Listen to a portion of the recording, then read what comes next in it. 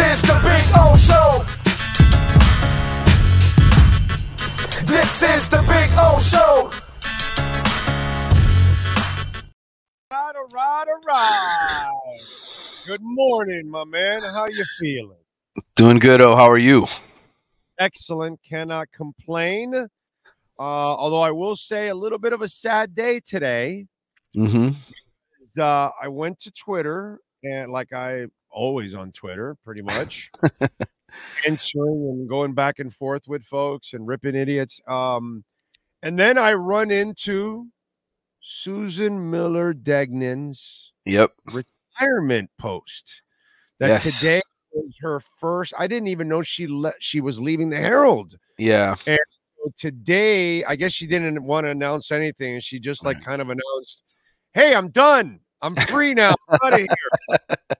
Yep. After 4,000 years and 4 billion articles, I don't have to, chase around these punks anymore, and I'm retiring. No, seriously, just, dude, one of the golden people in our business, one of the best human beings you will ever meet. Just a salt. When you say salt of the earth person, that's just Susan, dude. Susan is just, she's a goddess, and kind of a sad day. You know what I'm saying? A little sad, bro. Losing she's real South Florida flavor. You know what I'm saying? So it sucks. No question. The fans didn't know that, she lives in Deerfield Beach. So she would drive from Deerfield Beach every morning to get down to Miami, over an hour and a half to get down there. And, she's at this close to 40 years for the Herald. I worked with her for a very long time. One of my best friends on the beat, and so many steak dinners together, me and the other writers and her, and being in different cities. And I know some fans got annoyed by her sometimes. They would complain on YouTube and say, "Man, Susan, why are you asking that question?" And they'd get angry with her. But she was as old school a journalist as you will ever come across. And, taught me so many great things. And you're right, I am sad. She did have a retirement party a couple weekends ago. Oh, we kept it on the DL because she didn't want anybody really knowing. She didn't want to go out, with a bunch of fanfare and a tour. So I get it. But super sweet lady. It was great. Everybody from the Herald went. Greg Cody gave a speech. George Rojas, who was a longtime editor, who's with me now at The Athletic, gave a speech. And Michelle Kaufman and Dave Barry, threw the party for her, and it was great. It was a great moment. So many great people were there, and wish nothing but happiness for Susan, because she's a grandma now, and her kids live on the other side of the country. They live in Portland, Oregon, so she's gonna be flying across the country to go spend time with them now, and has the freedom to do it. Get a raincoat, Susan. You need it. You go to Portland. It rains a bit over there. Yeah. But anyway, so happy retirement to her. Well deserved, dude. She more than paid her dues. She had to use that Orange Bowl elevator enough that alone, okay, anybody that was subjected to the Orange Bowl elevator on a consistent basis, like people don't know. That alone right there, you deserve millions of dollars just having to deal with that alone. Okay. Yep, absolutely. Wow, that place was a shithole. But hey, we miss it. I know we miss it, but it was a shithole. It was our shithole. Oh, it was our shithole. But it was working at that place was, oh my God, that was just not. So that woman deserves gold watch, a gold car, something. Yeah, exactly. So I saw that today, and I go, man, I'm glad I'm having Manny on. We could talk a little to Susan, because she's such a good person.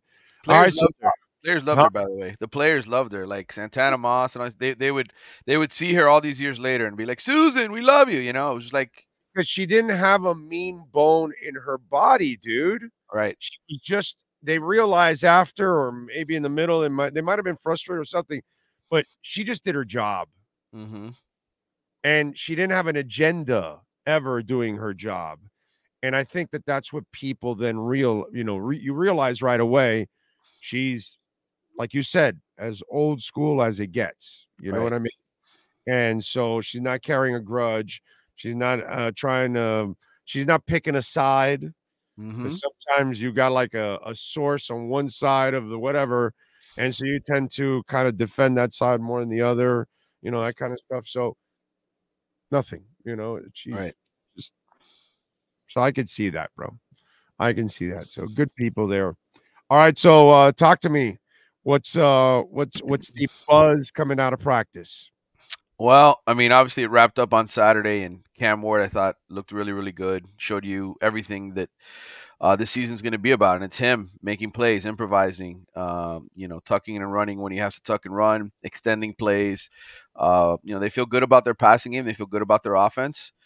They want to get him some more weapons now here as the transfer portal opens, but I That's think what they I was like, going to ask you. Does he have the yeah, complimentary receivers yeah. to do what he needs to do? That's the thing. Well, I think he's got one of the best slot receivers in college football in Xavier Restrepo, who just knows how to get open in space. I think he's got two solid outside receivers in Jacoby George and Isaiah Horton, two guys that can certainly do the job right at this level, even if they're not, future first-round picks. I think they're solid college receivers. And then you got some really good young guys in JoJo Trader and Nye Carr, who I think, are a step up in terms of level of talent that are sort of backing up. So they have a lot of wide receiver depth, but I think if they can go out and get a true number one, a guy that can stretch the field, a guy like a Keon Coleman that Florida State was able to get last year, if one of those guys comes available, I think Miami's going to make the push there. But I think the bigger priority is the backfield. I know we've talked a lot about Mark Fletcher in the offseason. At times I was told, he's going to be okay and he's going to come back. And Mario said he's going to be back in the summer. But I think there's a lot of apprehension there, whether or not he's going to fully recover and be 100% for the whole season or just come back and play sort of injured. And I think that's the concern. And so I think Miami is hot and heavy on Damian Martinez, the running back from Oregon State. I think the moment he officially puts his name in the transfer portal, Miami will probably be one of his destinations, one of the schools that he looks at. 1,000-yard back, really good back at Oregon State the last 2 years. And a guy that's pretty much a one-year rental. I think most people expect him, wherever he ends up, to come in, do a great job, and go pro. So I think Miami's just in a position, though, and you look at the rest of the ACC, there's no dominant team. Florida State's obviously taken a step back. They lost a lot of guys. Clemson is down compared to what it used to be. You look at the ACC and you say, man, if Miami's got the best quarterback in the conference with Cam Ward, and they've got a really good defensive line with guys like Ruben Bain and Akeem Mesidor and all that, maybe they can win the league this year. Maybe they can get to the college football playoff. And I think that's the way the thinking is around Coral Gables right now. It's we gotta try to go out and make this the best possible team we can for this season, and give this season a shot to. Do they have the coach? Well, yeah, I mean that's the question, right? Is Mario going to get in the way? Is Shannon Dawson going to call the right plays and the right kind of offense? Those are all things you worry about, right? With Miami, but I think. I worry a lot about Mario. I need to see Mario, as I've told you before, from the second I hired him. What he did at Oregon wasn't good enough. Right. And that's the thing with Mario. There's games where his team will step up and they'll pull off a big win at Ohio State, and then they'll lose, to Stanford or somebody like that. And you're just shaking your head. And that's beat by Utah twice in a year on your way out. Right. If you're Oregon, you cannot lose to Utah. And Utah's good, but you can't lose to them twice in a year. You can't, bro. Right. Oregon, Stanford, Utah, USC, those teams should be like badasses with the resources you have, the recruiting that's out west, all that shit. Henning did a really good job at Oregon. So, I'm just saying, I still don't know if Mario's the guy at an elite level. I know he does all the fundamental stuff. Right. I need to see him out coach the guy on the other side constantly. Yeah, and I don't know that we'll ever get to that point. I don't know that other guys like Mario always get to that point either. Like Butch Davis, was he really a tremendous tactician, or terrible. just a great D line coach and recruiter? I mean, recruiter. Mario is essentially the opposite, right? A great offensive line coach and a ridiculous recruiter. Right. So I think in a lot of ways, maybe that's sort of the path here at Miami. Maybe at some point, he builds the talent up the way Butch did, and somebody else comes in and wins the national championship. I don't know if that's the case. Match wits, because you're going to get to a point where, okay, now you have enough talent to compete with them. Right. Now, if you're going to beat Kirby, you got to beat him here, bro. Yeah. So, and that's where I'm not sure. It's like Right. I look at Mike McDaniel and I look at Mario Cristobal, and I kind of see the same issues. Mm-hmm. Like, yo, dude, I need you to become a better game day coach. I understand systematically. I understand what you want to do, Mario, and I'm good Right. with that. I know you want to run. Running is good. You can live off of that and the passing game and all that, but then I need you to take chances when you're there. Mike McDaniel, I know you got a great offensive mind, but my brother, you mismanage a game all throughout. Right. So, like, to me, I don't worry so much about the draft or the recruiting or this guy or that coach or that assistant coach or this talent or that. I really worry about the two head coaches first and foremost of these two football teams. If Well, they're the right.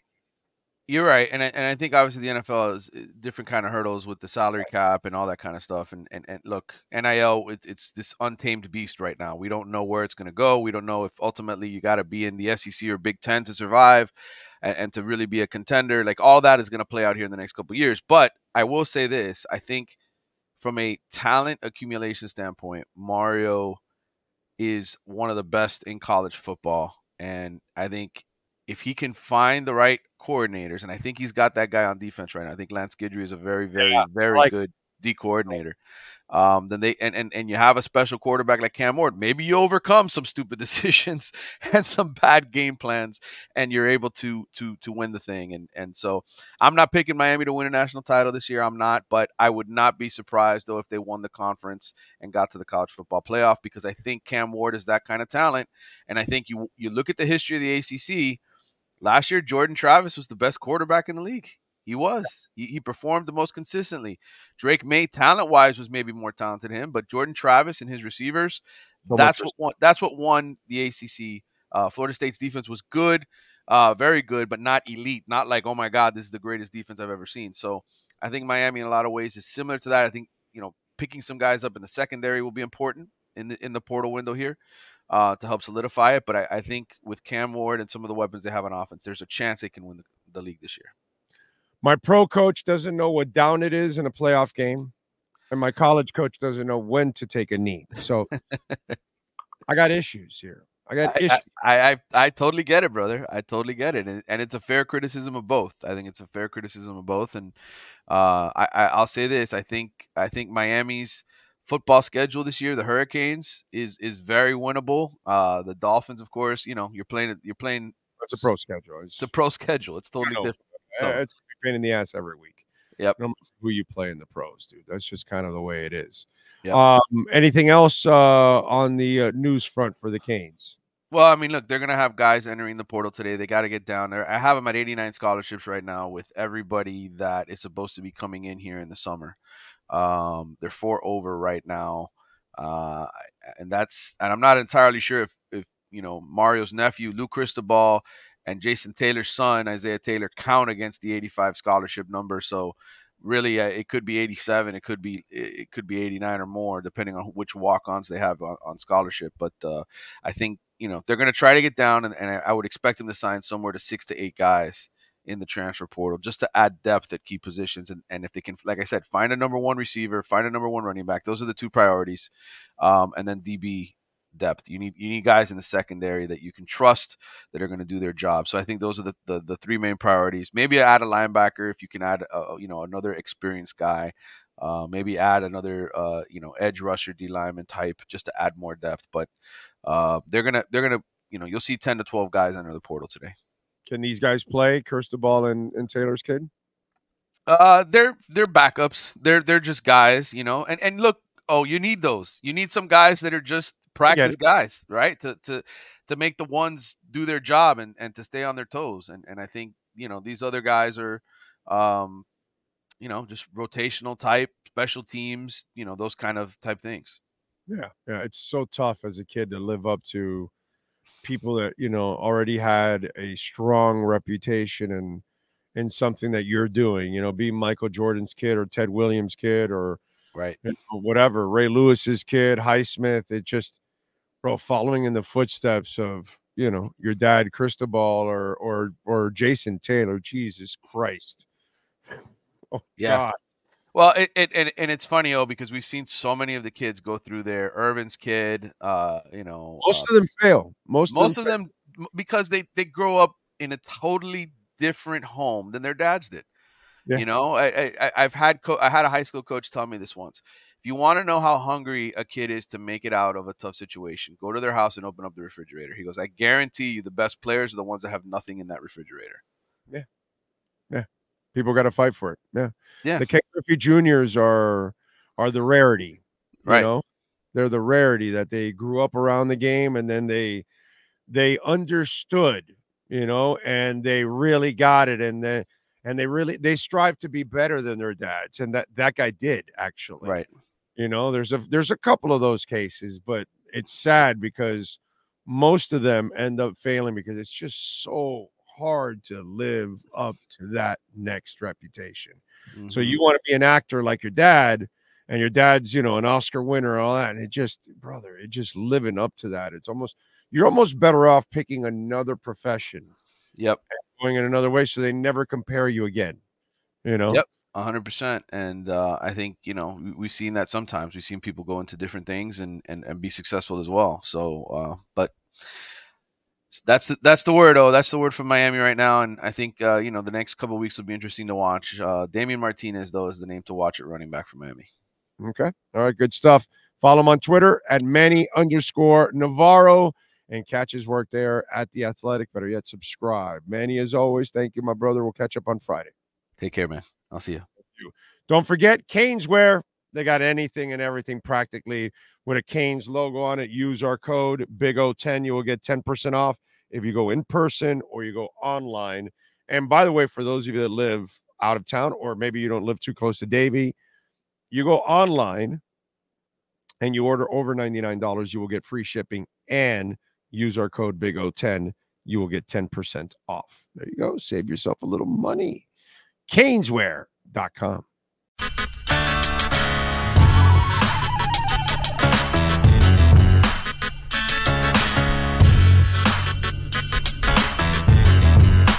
This is the Big O Show. This is the Big O Show.